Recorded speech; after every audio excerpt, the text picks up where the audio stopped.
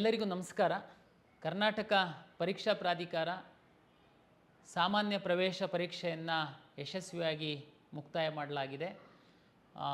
ರಿಸಲ್ಟಿಗೆ ಸಂಬಂಧಪಟ್ಟಂತೆ ನಾವು ಎಲ್ಲ ಕೆಲಸವನ್ನು ಮಾಡ್ತಾಯಿದ್ದೀವಿ. ತಮಗೆಲ್ಲ ಗೊತ್ತಿರುವಂತೆ ದ್ವಿತೀಯ PUCಯ ಎರಡನೇ ಪರೀಕ್ಷೆಯ ಫಲಿತಾಂಶದ ನಂತರ 50% PUC ಮಾರ್ಕ್ಸನ್ನು ತೆಗೆದುಕೊಂಡು ನಂತರ ನಾವು ವಿವಿಧ ಕೋರ್ಸುಗಳಿಗೆ ರ್ಯಾಂಕನ್ನು ಕೊಡುವಂಥದ್ದು.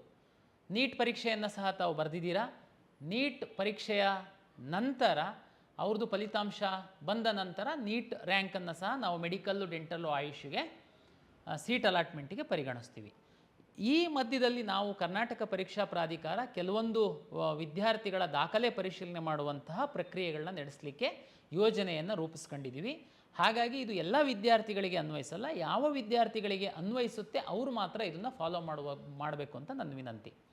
ಉದಾಹರಣೆಗೆ ಸಾಕಷ್ಟು ವಿದ್ಯಾರ್ಥಿಗಳು ತಾವು ಸ್ಪೋರ್ಟ್ಸಲ್ಲಿ ಸಾಧನೆಯನ್ನು ಮಾಡಿರ್ತೀರ, NCCಯಲ್ಲಿ ತಾವು ಸರ್ಟಿಫಿಕೇಟನ್ನು ಪಡೆದಿರ್ತೀರ, ಸ್ಕೌಟ್ಸ್ ಆ್ಯಂಡ್ ಗೈಡ್ಸಲ್ಲಿ ಇರ್ತೀರ, ಮತ್ತು ತಮ್ಮ ಪೇರೆಂಟ್ಸು ಮಿಲಿಟ್ರಿ ಆಗಿರ್ತಾರೆ ಅಥವಾ ಸರ್ವೀಸಲ್ಲಿ ಇರ್ತಾರೆ. ಈ ಥರ ತಮಗೆ ಗೊತ್ತಿದೆ ವಿಶೇಷ ಕೆಟಗರಿ ಒಳಗಡೆ ತಾವು ಅರ್ಜಿಯಲ್ಲಿ ಕ್ಲೈಮ್ ಮಾಡಿರ್ತೀರ. ಅವ್ರುಗಳಿಗೆ ದಾಖಲೆ ಪರಿಶೀಲನೆ ಮಾಡುವಂಥದ್ದಕ್ಕೆ ನಾವು ಈಗ 5ನೇ ತಾರೀಕಿಂದ 14ನೇ ತಾರೀಕಿನವರೆಗೆ ನಾವು ಟೈಮ್ ಟೇಬಲನ್ನು ಕೊಟ್ಟಿದ್ದೀವಿ. ಈ ಸಂದರ್ಭದಲ್ಲಿ ತಾವು ಮೂಲ ದಾಖಲೆಗಳನ್ನು ತೆಗೆದುಕೊಂಡು ಕರ್ನಾಟಕ ಪರೀಕ್ಷಾ ಪ್ರಾಧಿಕಾರಕ್ಕೆ ಬಂದು ತಾವು ಸಲ್ಲಿಸಿದರೆ, ಉದಾಹರಣೆಗೆ ಸ್ಪೋರ್ಟ್ಸಿಗೆ ಸಂಬಂಧಪಟ್ಟಂತೆ ಅಂದರೆ ಕ್ರೀಡಾ ಇಲಾಖೆ ಅಧಿಕಾರಿಗಳಿರ್ತಾರೆ, ನಿಮ್ಮ ದಾಖಲೆಗಳನ್ನ ಪರಿಶೀಲನೆ ಮಾಡ್ತಾರೆ. ಮಿಲ್ಟ್ರಿ, ಮಿಲಿಟ್ರಿ ಮತ್ತು ಸರ್ವಿಂಗಲ್ಲಿರುವಂತಹ ಮಿಲ್ಟ್ರಿ ಮಕ್ಕಳೇನಿದ್ದಾರೆ ತಮ್ಮ ದಾಖಲೆಗಳನ್ನ ತಗೊಂಡು ತಮ್ಮ ಒಂದು ಆರ್ಮಿ ಕಚೇರಿಗಳಿಗೆ ಕಳಿಸ್ತೀವಿ. ಅವರು ವೆರಿಫೈ ಮಾಡ್ತಾರೆ. ಕೊನೆಗೆ ನಾವು ಎಲಿಜಿಬಲ್, ಇನ್ಎಲಿಜಿಬಲ್ ಅಂತೇಳಿ ನಾವು ಪಟ್ಟಿಯನ್ನು ಪಬ್ಲಿಷ್ ಮಾಡ್ತೀವಿ. ಇದರ ಆಧಾರದ ಮೇಲೆ ನಾಳೆ ನಾವು ಆ ಕೆಟಗರಿಗೆ ರಿಸರ್ವ್ ಮಾಡಿರುವಂತಹ ಸೀಟ್ಗಳನ್ನು ಹಂಚಿಕೆ ಮಾಡುವಂಥದ್ದಕ್ಕೆ ಅನುಕೂಲ ಆಗುತ್ತೆ. ಇದು ಒಂದು.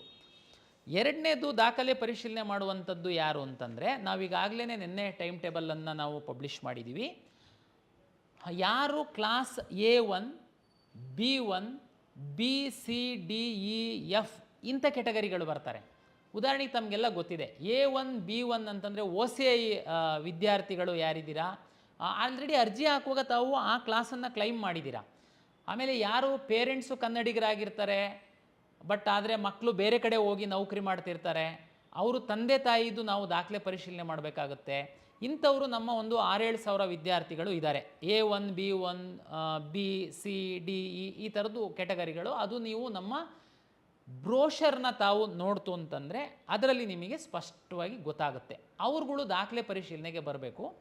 ಇದು ಯಾಕಪ್ಪ ಅಂತಂದರೆ ತಮಗೆಲ್ಲ ಗೊತ್ತಿರ್ಬೋದು, ಕರ್ನಾಟಕದಲ್ಲಿ 7 ವರ್ಷ ಓದಿದ್ದು SSLC ಅಥವಾ PUCಯ ಒಂದು ಬೋರ್ಡ್ ಎಕ್ಸಾಮನ್ನು ತಾವು ಕರ್ನಾಟಕದಲ್ಲಿ ಅಪಿಯರ್ ಆಗಿತ್ತು ಅಂತಂದರೆ ತಮ್ಮನ್ನು ನಾವು ಕನ್ನಡಿಗರಂತ ಟ್ರೀಟ್ ಮಾಡ್ತೀವಿ. ಕರ್ನಾಟಕದ ವಿದ್ಯಾರ್ಥಿಗಳ ಜೊತೆ ಏನು ಕನ್ನಡಿಗರಿಗೆ ರಿಸರ್ವ್ ಆಗಿರುವಂತಹ ಸೀಟ್ಗಳನ್ನ ನಿಮಗೆ ಅಲಾಟ್ ಮಾಡ್ತೀವಿ. ತಂದೆ ತಾಯಿ ಇಲ್ಲಿರ್ತಾರೆ, ಉದ್ಯೋಗಕ್ಕೋಸ್ಕರ ಬೇರೆ ಯಾವುದೇ ರಾಜ್ಯಕ್ಕೆ ಹೋಗಿರ್ತಾರೆ, ಮಕ್ಕಳು ಅಲ್ಲಿ ಕಲ್ತಿರ್ತಾರೆ, ಆದರೆ ಅವ್ರು ನಮ್ಮ ಕನ್ನಡಿಗರಾಗಿರ್ತಾರೆ. ಅವ್ರುಗಳಿಗೆ ನಾವು ಪರಿಶೀಲನೆಗೆ ಕರೆಯುವಂಥದ್ದು.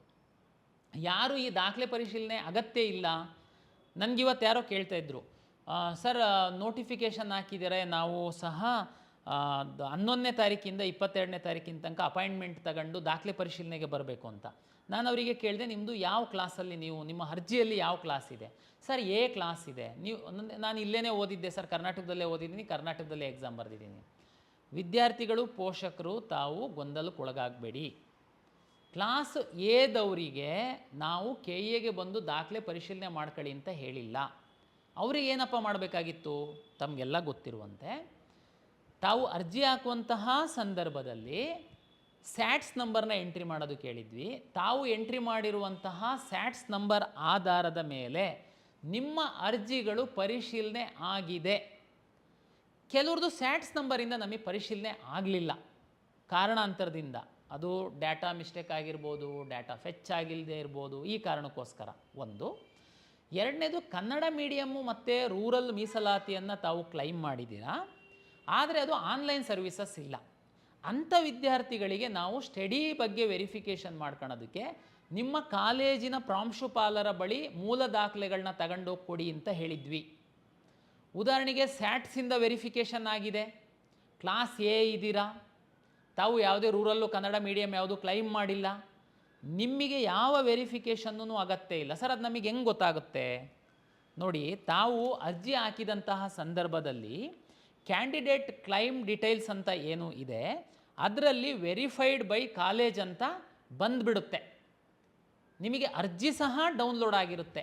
ನಿಮ್ಮದು ಅಂದರೆ ವೆರಿಫಿಕೇಷನ್ ಕಂಪ್ಲೀಟ್ ಆಗಿದೆ, ನಾಳೆ ನಾವು ಕೌನ್ಸಿಲಿಂಗ್ ಶುರು ಮಾಡಿದಾಗ ನೀವು ಲಾಗಿನ್ ಆಗಿ ಕೌನ್ಸಿಲಿಂಗಿಗೆ ಭಾಗವಹಿಸ್ಬೋದು ಅಂತ. ಇಲ್ಲಿವರೆಗೆ ಕ್ಲಾಸ್ ಎ ಹಾಕಿರುವಂತಹ ಸ್ಯಾಟ್ಸ್ ಮುಖಾಂತರ ಆನ್ಲೈನಲ್ಲಿ ಪರಿಶೀಲನೆ ಆಗಿಲ್ಲದೆ ಇರುವಂತಹ 2000 ವಿದ್ಯಾರ್ಥಿಗಳಿದ್ದಾರೆ. ಅವರು ಅವರ ಕಾಲೇಜಲ್ಲಿ ಹೋಗಿ ವೆರಿಫಿಕೇಷನ್ ಮಾಡಿಸ್ಕೊಂಡಿಲ್ಲ. ಅವರಿಗೆ ಅಪ್ಲಿಕೇಶನ್ನೇ ಡೌನ್ಲೋಡ್ ಆಗಿಲ್ಲ. ಅವರಿಗೆ ಜಸ್ಟ್ ಕ್ಯಾಂಡಿಡೇಟ್ ಕ್ಲೈಮ್ ಡೀಟೇಲ್ಸ್ ಅಂತ ಬಂದಿದೆ. ಅದರಲ್ಲಿ ತಾವು ಲಾಸ್ಟಲ್ಲಿ ನೋಡಿದರೆ ಕ್ಲೈಮ್ಡ್ ಆ್ಯಂಡ್ ನಾಟ್ ವೆರಿಫೈಡ್ ಅಂತ ಬಂದಿದೆ. ನೀವುಗಳು ಕಾಲೇಜಿಗೂ ಹೋಗಿಲ್ಲ. ಈಗ ಕಾಲೇಜ್ ಪೋರ್ಟಲ್ಲು ನಾವು ಕ್ಲೋಸ್ ಮಾಡಿದ್ದೀವಿ. ನೀವು ಕೌನ್ಸಿಲಿಂಗಲ್ಲಿ ಭಾಗವಹಿಸಬೇಕು ಅಂತಂದರೆ ನೀವು ಮೂಲ ದಾಖಲೆಗಳನ್ನ KEಗೆ ಬಂದು ವೆರಿಫಿಕೇಷನ್ ಮಾಡಿಸ್ಕೊಳ್ಬೇಕು. ಯಾಕೆಂದರೆ ನಾವು ನಿಮ್ಮ ಕಾಲೇಜಲ್ಲೇ ವೆರಿಫೈ ಮಾಡೋದಕ್ಕೆ ಲಾಗಿನ್ ಎಲ್ಲ ಓಪನ್ ಇಟ್ಟಿದ್ವಿ ನಾವು. ಆದರೆ ಸುಮಾರು 3,18,000, ಅದರಲ್ಲಿ ಸುಮಾರು 2.5 ಲಕ್ಷದಷ್ಟು ಮಕ್ಕಳು ವೆರಿಫಿಕೇಷನ್ ಮಾಡ್ಕೊಂಡಿದ್ದಾರೆ. ಇನ್ನೊಂದು 50,000 ಮಕ್ಕಳು ವೆರಿಫಿಕೇಷನ್ ಅಗತ್ಯ ಇರಲಿಲ್ಲ. 100% ಸ್ಯಾಟ್ಸಿಂದ ನಮಗೆ ಫೆಚ್ಚಾಗಿ ಬಂದಿತ್ತು.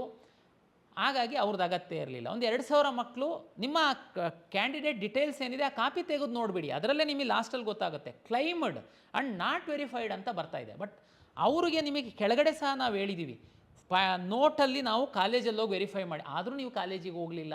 ಈಗ ನೀವು ಯಾರೋ ಬೆಂಗಳೂರು ಬಂದು ವೆರಿಫೈ ಮಾಡ್ಕೊಳ್ಳಿ. ನಾವು ಎಲ್ಲ ಫೆಸಿಲಿಟೇಟ್ ಮಾಡಿದ್ವಿ, ಬಟ್ ನೀವು ಮಾಡಿಲ್ಲ. ಮತ್ತೆ ಕಾಲೇಜಿಗೆ ಲಾಗಿನ್ ಕೊಡೋದಕ್ಕಾಗಲ್ಲ. ಯಾರು ಕ್ಲಾಸ್ ಎ ಇದೆ, ಅರ್ಜಿ ಡೌನ್ಲೋಡ್ ಆಗಿದೆ, ವೆರಿಫೈ ಆಗಿದೆ, ತಾವು ಎಲ್ಲೂ ಹೋಗುವಂಥ ಅಗತ್ಯ ಇಲ್ಲ. ನಾವು ರಿಸಲ್ಟ್ ಅನೌನ್ಸ್ ಮಾಡಿದ ಮೇಲೆ ಜಸ್ಟ್ ನೀವು ಕೌನ್ಸಿಲಿಂಗಿಗೆ ಭಾಗವಹಿಸುವಂಥದ್ದು. 3ನೇ ಕೆಟಗರಿ, ನೀಟ್ ಪರೀಕ್ಷೆಯನ್ನು ಬರೆದಿದ್ದೀರಾ, KCET ಪರೀಕ್ಷೆಯನ್ನು ತಾವು ಬರೆದಿದ್ದೀರಾ. ನೀಟ್ ಪರೀಕ್ಷೆಯನ್ನು ನ್ಯಾಷನಲ್ ಟೆಸ್ಟಿಂಗ್ ಏಜೆನ್ಸಿಯವರು ಕಂಡಕ್ಟ್ ಮಾಡ್ತಾರೆ. KSET ಪರೀಕ್ಷೆಯನ್ನು ನಾವು KE ಅವರು ಕಂಡಕ್ಟ್ ಮಾಡ್ತೀವಿ.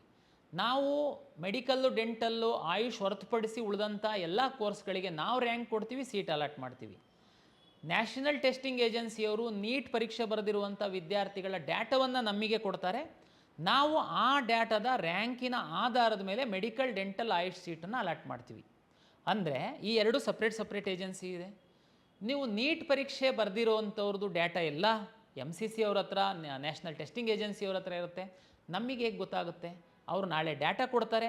ಡೇಟಾ ಕೊಟ್ಟಾದಮೇಲೆ ನಿಮ್ಮ ನೀಟ್ ಅಪ್ಲಿಕೇಶನ್ ನಂಬರು, ನಿಮ್ಮ ನೀಟ್ ರೋಲ್ ನಂಬರು ನಮಗೆ ಬೇಕಾಗುತ್ತೆ. ಅದಕ್ಕೆ ನೀವು CET ಅಪ್ಲಿಕೇಶನ್ನ ಹಾಕಿದ್ದೀರಲ್ವಾ, ನಿಮ್ಮ CET ಹೆಂಗೆ ಆಲ್ ಟಿಕೆಟ್ ಡೌನ್ಲೋಡ್ ಮಾಡ್ಕೊಳ್ಳೋದಕ್ಕೆ ತಾವು ಲಾಗಿನ್ ಆದ್ರಿ, ಆ ರೀತಿ ಲಾಗಿನ್ ಆದರೆ ನಿಮಗೆ ನೀಟ್ ಅಪ್ಲಿಕೇಶನ್ ನಂಬರು ಮತ್ತು ನೀಟ್ ರೋಲ್ ನಂಬರ್ ಅಂತಿದೆ. ತಾವು ದಯಮಾಡಿ ಆ ನಂಬರ್ನ ಎಂಟ್ರಿ ಮಾಡಬೇಕು ಮತ್ತು ನಿಮ್ಮ ನೀಟ್ ಹಾಲ್ ಟಿಕೆಟ್ ಏನಿದೆ ಅದನ್ನು ಅಪ್ಲೋಡ್ ಮಾಡಬೇಕು. ಇದು ಒಂದು ನೀಟ್ ಪರೀಕ್ಷೆ ಬರೆದಿರುವಂತಹ ವಿದ್ಯಾರ್ಥಿಗಳು ಕರ್ನಾಟಕ ಪರೀಕ್ಷಾ ಪ್ರಾಧಿಕಾರದಿಂದ ಮೆಡಿಕಲ್, ಡೆಂಟಲ್, ಆಯುಷ್ ಸೀಟ್ ಪಡೆಯುವಂತಹ ವಿದ್ಯಾರ್ಥಿಗಳು ಇದನ್ನು ಮಾಡಬೇಕು. ನಿಮ್ಮ ನೀಟ್ ಅಪ್ಲಿಕೇಶನ್ ನಂಬರು ಮತ್ತು ನೀಟ್ ರೋಲ್ ನಂಬರ್ನ ನೀವು ನಿಮ್ಮ ಅಪ್ಲಿಕೇಶನ್ ಒಳಗಡೆ ಅಪ್ಲೋಡ್ ಮಾಡಿದರೆ ನೀಟ್ ರಿಸಲ್ಟ್ ಬರ್ತಿದ್ದಂಗೆ ನಮಗೆ MCC ಅವರು, ನ್ಯಾಷನಲ್ ಟೆಸ್ಟಿಂಗ್ ಏಜೆನ್ಸಿಯವರಿಂದ ಇಡೀ ಇಂಡಿಯಾದಲ್ಲಿ ಎಷ್ಟು ಜನ ನೀಟ್ ಎಕ್ಸಾಮ್ ಬರೆದಿದ್ದಾರೆ, ಎಷ್ಟು ಜನ ಎಲಿಜಿಬಲ್ ಆಗಿದ್ದಾರೆ, ಆ ವಿದ್ಯಾರ್ಥಿಗಳ ಡೇಟಾ ನಮಗೆ ಕೊಡ್ತಾರೆ. ಕೊಟ್ಟಂಥ ಸಂದರ್ಭದಲ್ಲಿ ನೀವು ನೀಟ್ ರೋಲ್ ನಂಬರ್ನ ಹಾಕಿರ್ತೀರ, ಅದರ ಆಧಾರದ ಮೇಲೆ ನಾವು ಮ್ಯಾಚ್ ಮಾಡಿ ನಿಮಗೆ ನಿಮ್ಮ ಏನು ವೆರಿಫಿಕೇಷನ್ ಸ್ಲಿಪ್ ಡೌನ್ಲೋಡ್ ಮಾಡ್ಕೊಳ್ಳೋದಕ್ಕೆ ಹೇಳ್ತೀವಿ. ಆವಾಗ ನೀಟ್ ರ್ಯಾಂಕ್ ಸಮೇತ ನಿಮ್ಮ ಒಂದು ಲಾಗಿನ್ನಲ್ಲಿ ಡಿಸ್ಪ್ಲೇ ಆಗುತ್ತೆ. ಆವಾಗ ನೀವು ಮೆಡಿಕಲ್, ಡೆಂಟಲ್, ಆಯುಷ್ ಆಪ್ಷನ್ ಸಹ KCET ಏನು ಎಕ್ಸಾಮ್ ರ್ಯಾಂಕ್ಗಳ ಜೊತೆ ಅದು ಸಹ ಡಿಸ್ಪ್ಲೇ ಆಗುತ್ತೆ. ಆ ಕಾಲೇಜ್ ಸಹ ಆಪ್ಷನ್ ಎಂಟ್ರಿ ಮಾಡ್ಬೋದು. ಇದು ಒಂದು ಪ್ರಕ್ರಿಯೆ. ನೀವು ನೀಟ್ ಎಕ್ಸಾಮ್ ಬರೆದಿರೋದ್ರಿಂದ ತಾವು ದಯಮಾಡಿ ಫ್ರೀ ಇರುವಾಗ ಮುಂದಿನೊಂದು ವಾರ 10 ಡೇಸ್ ಒಳಗಡೆ ಲಾಗಿನ್ ಆಗಿ NEET roll number, NEET application ನಂಬರ್ನ ನಿಮ್ಮ KCET ಅಪ್ಲಿಕೇಶನ್ನಲ್ಲಿ ಎಂಟ್ರಿ ಮಾಡಬೇಕು ಅಂತನ್ನುವಂಥದ್ದು ನೀಟ್ ಪರೀಕ್ಷೆ ಬರೆದಿರೋಂಥ ವಿದ್ಯಾರ್ಥಿಗಳಿಗೆ ಒಂದು ವಿನಂತಿ. ಇದ್ರ ಜೊತೆಗೆ KCET ಅಪ್ಲಿಕೇಶನ್ ಹಾಕುವಂತಹ ಸಂದರ್ಭದಲ್ಲಿ ಬರೀ ನೀಟ್ ಪರೀಕ್ಷೆ ಬರೆಯೋರು ಸಹ ಕರ್ನಾಟಕ ರಾಜ್ಯದಲ್ಲಿ ಮೆಡಿಕಲ್ಲು, ಡೆಂಟಲ್ಲು, ಆಯುಷ್ ಸೀಟನ್ನು ಪಡಿಬೇಕು ಅಂತಂದರೆ ತಾವು KCET ಅಪ್ಲಿಕೇಶನ್ ಹಾಕಬೇಕು. KCET ಎಕ್ಸಾಮ್ ಬರೀಲಿಲ್ಲ ಅಂತಂದ್ರೂ ಪರವಾಗಿಲ್ಲ ಅಂತ ನಾವು ಹೇಳಿದ್ವಿ. ಕೆಲವು ವಿದ್ಯಾರ್ಥಿಗಳು ಹಾಕಿರ್ಬೋದು, ಕೆಲವರು ಹಾಕಿಲ್ಲದೆ ಇರ್ಬೋದು. ಈಗ ಯಾರೋ ನಿಮ್ಮ ಮಗು ಓನ್ಲಿ ನೀಟ್ ಪರೀಕ್ಷೆಯನ್ನು ಬರೆದಿದೆ, ಕರ್ನಾಟಕದ ಮೆಡಿಕಲ್ ಕಾಲೇಜಲ್ಲಿ ಮೆಡಿಕಲ್ಲು, ಡೆಂಟಲ್, ಆಯುಷ್ ಸೀಟ್ ಏನಾದ್ರೂ ಪಡಿಬೇಕು ಅಂತಿದ್ದರೆ ನೀವು ನಮ್ಮಲ್ಲಿ ಅರ್ಜಿ ಹಾಕಬೇಕಾಗುತ್ತೆ. KCET ಅಪ್ಲಿಕೇಶನ್ ಹಾಕಿರುವಂಥವರು ಮತ್ತೊಮ್ಮೆ ಅರ್ಜಿ ಹಾಕುವಂತಹ ಅಗತ್ಯ ಇಲ್ಲ. ನೀವು ಆಲ್ರೆಡಿ ಅರ್ಜಿ ಹಾಕಿದ್ದೀರಾ, ಎಲ್ಲ ಮಾಹಿತಿ ಕೊಟ್ಟಿದ್ದೀರಾ, ಜಸ್ಟ್ ನೀಟ್ ರೋಲ್ ನಂಬರು ಮತ್ತು ನೀಟ್ ಅಪ್ಲಿಕೇಶನ್ ನಂಬರ್ ಹಾಕಿದರೆ ಸಾಕು, ನಿಮ್ಮ ಕೆಲಸ ಮುಗೀತು. KCET ಅಪ್ಲಿಕೇಶನ್ನೇ ಹಾಕಿಲ್ಲ, ಬರೀ ನೀಟ್ ಪರೀಕ್ಷೆಯನ್ನು ಬರೆದಿದ್ದಾರೆ ನಿಮ್ಮ ಮಗು. ನೀವು ಅಪ್ಲಿಕೇಶನ್ ನಮ್ಮಲ್ಲಿ ಹಾಕಬೇಕಾಗುತ್ತೆ. ಅದಕ್ಕೆ ನಾವು ಈಗ ಓಪನ್ ಮಾಡ್ತಾ ಇದ್ದೀವಿ. ದಯಮಾಡಿ ನೀಟು ಪರೀಕ್ಷೆ ಬರೆದಿರುವಂಥವರು KCET KEನಲ್ಲಿ ಲಾಗಿನ್ ಆಗಿಬಿಟ್ಟು ನೀವು ಅಪ್ಲಿಕೇಶನ್ ಹಾಕಿ. ಇಲ್ಲ ಸರ್, ನಮಗೆ ಈ ಮ್ಯಾನೇಜ್ಮೆಂಟ್ ಸೀಟನ್ನು ನಾವು ಬುಕ್ ಮಾಡಿಬಿಟ್ಟಿದ್ದೀವಿ, ಹಂಗಾಗಿ ನಾವೇನು ನಿಮ್ಮ ಥ್ರೂ ಏನು ಹೋಗಲ್ಲ, ನೇರ ಕಾಲೇಜಲ್ಲಿ ಹೋಗಿ ನಾವು ಮಾತಾಡಿ ಬಂದುಬಿಟ್ಟಿದ್ದೀವಿ ಸರ್, ನೇರ ಅಡ್ಮಿಷನ್ ಮಾಡ್ತೀವಿ ಅಂತ ಕೆಲವ್ರು ಏನಾದ್ರೂ ಅಂದ್ಕೊಂಡಿದ್ರೆ ನಿಮ್ಮ ತಪ್ಪು ತಿಳುವಳಿಕೆ. ತಮಗೆಲ್ಲ ಗೊತ್ತಿರಲಿ, 2022 ನಂತರ direct medical, AYUSH, dental direct college admission ಇಲ್ಲ. ನಾನು ಸಾಕಷ್ಟು ಬಾರಿ ಇದನ್ನು ಬೇರೆ ಬೇರೆ ಮಾಧ್ಯಮಗಳ ಮುಖಾಂತರ ತಮಗೆ ತಿಳಿಸಿದ್ದೀನಿ. ಆದರೂ ಕೆಲವು ಪೋಷಕರು ತಪ್ಪು ಮಾಡ್ತಾ ಇದ್ದೀರಾ. ದಯಮಾಡಿ ಅರ್ಥ ಮಾಡ್ಕೊಳ್ಳಿ. ಮೆಡಿಕಲ್, ಡೆಂಟಲ್, ಆಯುಷು 100% ಸೀಟುಗಳು KEಯ ಮುಖಾಂತರನೇ ಅಲಾಟ್ ಆಗುತ್ತೆ ಕರ್ನಾಟಕದಲ್ಲಿ. ಕರ್ನಾಟಕದಲ್ಲಿರುವಂತಹ deemed university medical college, deemed ಕಾಲೇಜ್ಗಳೇನಿದೆ ಮೆಡಿಕಲ್ ಕಾಲೇಜ್ಗಳು, ಅದರಲ್ಲಿ ಸಣ್ಣ ಪೋರ್ಷನ್ ಸೀಟ್ ನಮಗೆ ಕೊಡ್ತಾರೆ, ಉಳಿದಿದ್ದೆಲ್ಲ MCC ಮೂಲಕ ಅಲಾಟ್ ಆಗುತ್ತೆ. ಕರ್ನಾಟಕ ರಾಜ್ಯದಲ್ಲಿರುವಂತಹ ಎಲ್ಲ ಸರ್ಕಾರಿ ಮೆಡಿಕಲ್ ಕಾಲೇಜುಗಳ 15% ಸೀಟ್ ಮಾತ್ರ MCCಯಿಂದ ಅಲಾಟ್ ಆಗುತ್ತೆ, 85% ಸೀಟು KEಯ ಮುಖಾಂತರನೇ ಅಲಾಟ್ ಆಗುತ್ತೆ.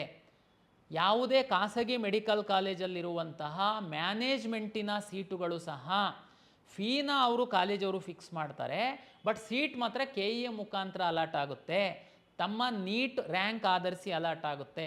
ತಾವು ಯಾವುದೇ ದುಡ್ಡು ತಗೊಂಡು ಕಾಲೇಜಿಗೆ ಕೊಟ್ಟು ಅಡ್ಮಿಷನ್ ಆಗುವಂಥ ಕಾಲ ಈಗಿಲ್ಲ. ಹಾಗಾಗಿ ಬರೀ ನೀಟ್ ಎಕ್ಸಾಮನ್ನು ಬರೆದು ಮೆಡಿಕಲ್ ಸೀಟ್ ಪಡಿಬೇಕು ಅಂತಿರುವಂತಹ ವಿದ್ಯಾರ್ಥಿಗಳು, ಪೋಷಕರು KCET ಅರ್ಜಿ ಹಾಕಿದರೆ ಸಂತೋಷ. ನೀಟ್ ರಿಜಿಸ್ಟ್ರೇಷನ್ ನಂಬರು ಮತ್ತು ನೀಟ್ ಅಪ್ಲಿಕೇಶನ್ ನಂಬರ್ ಎಂಟ್ರಿ ಮಾಡಿ, ನಿಮ್ಮ ಕೆಲಸ ಮುಗೀತು. ಯಾರು KCET ಅಪ್ಲಿಕೇಶನ್ ಹಾಕಿಲ್ಲ, ಓನ್ಲಿ ನೀಟ್ ಪರೀಕ್ಷೆಗೆ ಅರ್ಜಿ ಹಾಕಿ ನೀಟ್ ಪರೀಕ್ಷೆಯನ್ನು ಬರೆದಿದ್ದೀರಾ, ತಾವು ದಯಮಾಡಿ KEನಲ್ಲಿ ಅಪ್ಲಿಕೇಶನ್ ಹಾಕಿ. ನೀವು ಕನ್ನಡಿಗರಾಗಿತ್ತು ಅಂತಂದರೆ ನಿಮಗೆ ಏನು ಪ್ರೊಸೀಜರ್ ಇದೆ, ನನಗೆ ಹೇಳಿದ್ನಲ್ಲ, ಅಪ್ಲಿಕೇಶನ್ ವೆರಿಫಿಕೇಷನ್ ಮಾಡ್ಕೊಳ್ಳುವಂಥದ್ದು. ಉದಾಹರಣೆಗೆ ನೀವು ಬೇರೆ ರಾಜ್ಯದಲ್ಲಿ ನಿಮ್ಮ ಪೇರೆಂಟ್ಸ್ ಇದ್ದಾರೆ, ನೀವು ಕನ್ನಡಿಗರಾಗಿದ್ದೀರಾ ಅಂತಂದರೆ ನೀವು ಬರೀ ನೀಟಲ್ಲಿ ಪಾರ್ಟಿಸಿಪೇಟ್ ಮಾಡಬೇಕು ಅಂತಂದರೆ ನಿಮಗೆ ಯಾವ ಕ್ಲಾಸು ಅಪ್ಲಿಕೇಬಲ್ ಆಗುತ್ತೆ, ನಮ್ಮ ದಿಕ್ಸೂಚಿ ಪುಸ್ತಕದಲ್ಲಿ ಭಾಳ ಸ್ಪಷ್ಟವಾಗಿ ಬರೆದಿದ್ದೀವಿ, ಅದನ್ನು ಓದಿ ಅಪ್ಲಿಕೇಶನ್ ಹಾಕಿ ನೀವು ಸಹ ಬಂದು ಡಾಕ್ಯುಮೆಂಟ್ ಪರಿಶೀಲನೆ ಮಾಡ್ಕೊಳ್ಬೇಕಾಗುತ್ತೆ. ಇದು ನಾವು ಹಿಂದೆಲ್ಲ ನೀಟ್ ರಿಸಲ್ಟ್ ಬಂದ ಮೇಲೆ ಬಿಡ್ತಾ ಇದ್ವಿ, ಆವಾಗ ತುಂಬ ಟೈಟ್ ಶೆಡ್ಯೂಲ್ ಇರುತ್ತೆ, ನಿಮಗೆ ಓಡಾಡೋದಕ್ಕೆಲ್ಲ ಕಷ್ಟ ಆಗುತ್ತೆ ಅನ್ನೋದಕ್ಕೋಸ್ಕರ ನಾವು ಈಗಲೇ ಆ ಅಪ್ಲಿಕೇಶನ್ ಸಹ ರಿಲೀಸ್ ಮಾಡಿ. ಸರ್, ನಮ್ಮದು ರ್ಯಾಂಕ್ ಎಷ್ಟು ಬರುತ್ತೋ ಗೊತ್ತಿಲ್ಲ, ಎಲಿಜಿಬಲ್ ಆಗ್ತೀವಿ ಅನ್ನೋದು ಗೊತ್ತಿಲ್ಲ, ಅದು ನಿಮಗೆ ಬಿಟ್ಟಿದ್ದು. ಕೆಲವು ಮಕ್ಕಳಿಗೆ ಕಾನ್ಫಿಡೆನ್ಸ್ ಇರುತ್ತೆ, ಕಳೆದ ವರ್ಷದ್ದು ಮಾರ್ಕ್ಸು ರ್ಯಾಂಕ್ ಆಧಾರದ ಮೇಲೆ ಯಾರಿಗೆ ಕಾನ್ಫಿಡೆನ್ಸ್ ಇದೆ ದಯಮಾಡಿ ತಾವು ಅಪ್ಲಿಕೇಶನ್ ಹಾಕಿ. ಅಪ್ಲಿಕೇಶನ್ ಹಾಕಿ ನಿಮ್ಮದು ಎಲಿಜಿಬಲ್ ಆಗಲಿಲ್ಲ ಅಂತಂದ್ರೂ ಏನು ಪ್ರಾಬ್ಲಮ್ ಇಲ್ಲ. ಎಲಿಜಿಬಲ್ ಆಗಲಿಲ್ಲ ಅಂತಂದರೆ ನಿಮ್ಮ ಅಪ್ಲಿಕೇಶನ್ ಡಿಸೇಬಲ್ ಆಗುತ್ತೆ, ಅದು ನಿಮಗೆ ಏನು ನಾವು ತೋರಿಸೋದೇನೇ ಇಲ್ಲ. ಯಾರು ಎಲಿಜಿಬಲ್ ಆಗ್ತಾರೆ ಅವರಿಗೆ ಮಾತ್ರ ಕೌನ್ಸಿಲಿಂಗಲ್ಲಿ ಭಾಗವಹಿಸೋದಕ್ಕೆ ನಾವು ಅವಕಾಶ ಮಾಡಿಕೊಡ್ತೀವಿ. ಈಗ ಫಲಿತಾಂಶ ಬರುವವರೆಗಿನ ಈ ಒಂದು ಪ್ರಕ್ರಿಯೆಗಳನ್ನ ನಾನು ತಮಗೆ ಹೇಳಿದ್ದೀನಿ. ದ್ವಿತೀಯ PUCಯ ದ್ವಿತೀಯ ಪರೀಕ್ಷೆಯ ಫಲಿತಾಂಶದ ನಂತರ ಅವರು ನಮಗೆ ಡಾಟಾವನ್ನು ಹ್ಯಾಂಡ್ ಓವರ್ ಮಾಡಿದ ಮೇಲೆ ನಾವು ಎಲ್ಲ ಪ್ರಕ್ರಿಯೆ ಮಾಡೋದಕ್ಕೆ ಒಂದು 3-4 ಡೇಸ್ ಬೇಕಾಗುತ್ತೆ. ಆಮೇಲೆ ನಮ್ಮ ಒಂದು CET ಫಲಿತಾಂಶವನ್ನು ನಾವು ಪ್ರಕಟ ಮಾಡ್ತೀವಿ. ಇದು ನಮ್ಮ ಕಡೆಯಿಂದ ತಮಗೆ ಇನ್ನೊಂದು ಪಾಯಿಂಟ್ ಮರ್ತಿದ್ದೆ ನಾನು, ಏನಂತಂದರೆ ಕೆಲವು ಬೇರೆ ರಾಜ್ಯದಲ್ಲಿ ವಿದ್ಯಾರ್ಥಿಗಳು PUCಯನ್ನು ತಾವು ಮಾಡಿದ್ದೀರಾ. ತಮಗೆಲ್ಲ ಗೊತ್ತಿದೆ, CBSE, ICSE ಮತ್ತು ಕರ್ನಾಟಕ ಸ್ಟೇಟ್ ಬೋರ್ಡ್ದೇನಿದೆ, ನಾವು ಆನ್ಲೈನಲ್ಲಿ ಡಾಟಾ ತಗೊಳ್ತೀವಿ. ಬೇರೆ ರಾಜ್ಯದ ವಿದ್ಯಾರ್ಥಿಗಳು ಏನು PUC ಬೋರ್ಡಲ್ಲಿ ನೀವು ಮಾಡಿರ್ತೀರಾ, ನಿಮ್ಮ ಡಾಟಾನ ನೀವು ಇಲ್ಲಿವರೆಗೆ ಏನಾಗ್ತಿತ್ತು, ನಿಮಗೆ ಎಂಟ್ರಿ ಮಾಡೋದಕ್ಕೆ ನಾವು ಹೇಳ್ತಾ ಇದ್ವಿ. ಆ ಎಂಟ್ರಿ ಮಾಡುವಂಥ ಕ್ರಮ ಸರಿ ಇಲ್ಲ ಅಂತ ಕಳೆದ ವರ್ಷದಿಂದ ನಾವು ಡಿಜಿಲಾಕರಿಂದ ನಾವು ತಗೊಳ್ತಾ ಇದ್ದೀವಿ. ಅಂದರೆ ಯಾರು ಬೇರೆ ರಾಜ್ಯದಲ್ಲಿರುವಂತಹ, ವಿಶೇಷವಾಗಿ ಗಡಿ ರಾಜ್ಯಗಳಲ್ಲಿ, ಈ ಕರ್ನಾಟಕದ ಗಡಿ ರಾಜ್ಯಗಳಲ್ಲಿರುವಂತಹ ವಿದ್ಯಾರ್ಥಿಗಳು ಹೆಚ್ಚಿನ ಅವರು ನಮ್ಮಲ್ಲಿ ಕೌನ್ಸಿಲಿಂಗಲ್ಲಿ ಭಾಗವಹಿಸ್ತೀರಾ. ನೀವು ಅಂದರೆ ಕನ್ನಡಿಗರಾಗಿರ್ತೀರಾ, ಬಾರ್ಡ್ರಲ್ಲಿ ಇರ್ತೀರಾ, ಬೇರೆ ಕಾರಣಕ್ಕೆ ಬೇರೆ ಆ ರಾಜ್ಯದಲ್ಲಿ ಇರ್ತೀರಾ, ತಾವುಗಳು ದಯಮಾಡಿ ನಾವು ನಮ್ಮ ಬ್ರೋಷರಲ್ಲಿ ಪಬ್ಲಿಷ್ ಮಾಡಿದ್ದೀವಿ. ತಾವು ಡಿಜಿಲಾಕರಲ್ಲಿ ನಿಮ್ಮ ರಾಜ್ಯದ ಬೋರ್ಡ್ ಅವರು ಡಿಜಿಲಾಕರಲ್ಲಿ ಅಪ್ಲೋಡ್ ಮಾಡಿರ್ತಾರೆ ನ್ಯಾಡ್ ಪೋರ್ಟಲಲ್ಲಿ. ನೀವು ಆ ಡಿಜಿಲಾಕರಲ್ಲಿ ಹೋಗ್ಬಿಟ್ಟು ನೀವು ಕನ್ಸೆಂಟ್ ಕೊಡಬೇಕಾಗುತ್ತೆ. ಕೊಟ್ಟರೆ ನಿಮ್ಮ ಮಾರ್ಕ್ಸು ಆಟೋಮೆಟಿಕ್ಕಾಗಿ ನಮಗೆ ಇಲ್ಲಿಗೆ ಡಿಸ್ಪ್ಲೇ ಆಗುತ್ತೆ. ಆ ಒಂದು ಮಾರ್ಕ್ಸ್ ಆಧಾರದ ಮೇಲೆ ನಿಮ್ಮ ಸಿ ಇ ಟಿ ಫಲಿತಾಂಶ, ನಿಮ್ಮ ಸಿ ಇ ಟಿ ಮಾರ್ಕ್ಸನ್ನು ಎರಡನ್ನೂ ತಗೊಂಡು ನಾವು ರ್ಯಾಂಕ್ ಕೊಡ್ತೀವಿ.